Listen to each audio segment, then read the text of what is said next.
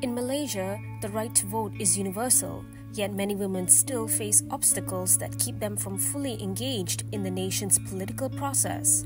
As the country's political landscape evolves, understanding the gender dynamics behind voting becomes crucial.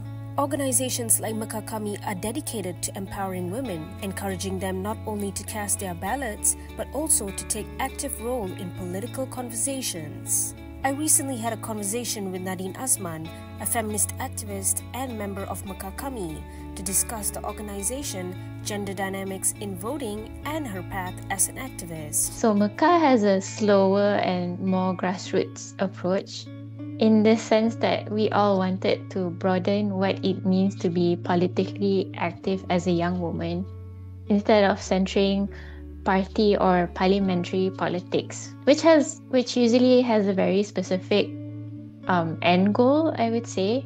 Mekar's focus on empowering young women, it naturally comes from our own collective experiences as young Malaysian women ourselves, feminists advocating for like more inclusive human rights, civil society, and also like public spaces in Malaysia, whether it's online or offline. The six of us see Mekar as this like collaborative effort. Could you share a personal experience that you had where you were discriminated simply because of your gender, especially within activism?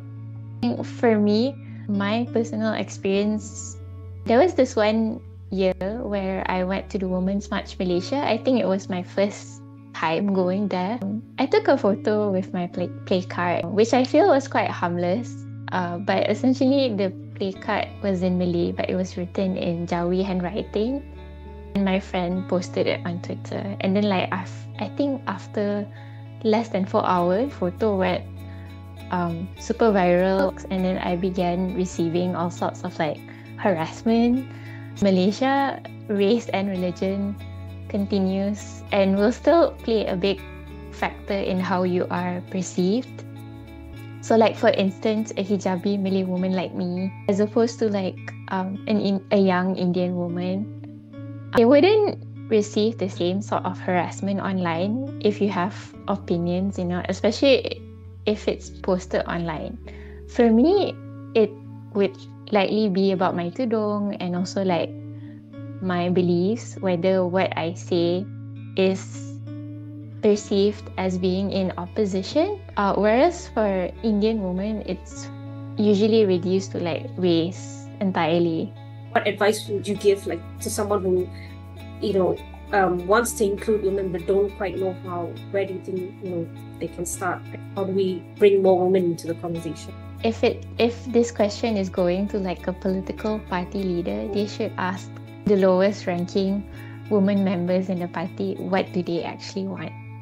How optimistic are you for the future role of women in shaping policy decisions? And what changes or developments do you believe are necessary to increase meaningful women's participation in political leadership and policy making? It's important to maintain some level of optimism and hope in this particular line of work. You wouldn't do these things if you don't feel any sort of hope at all. But there are like ebbs and flows, depending on the political situation in Malaysia and worldwide. But I think it's also important to affirm and bolster that feeling of hope by doing things.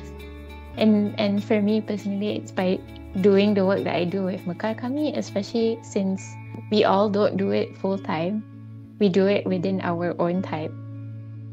But also like talking about the changes and developments, the whole point is to just move beyond putting out the solutions and actually having the will to implement them, especially for people in power or for those in more power collectively. For us, how we keep going is to keep doing what we're doing. Through relatable content and real-world dialogue, Mekar Kami and Nadine is planting the seeds of political power among women.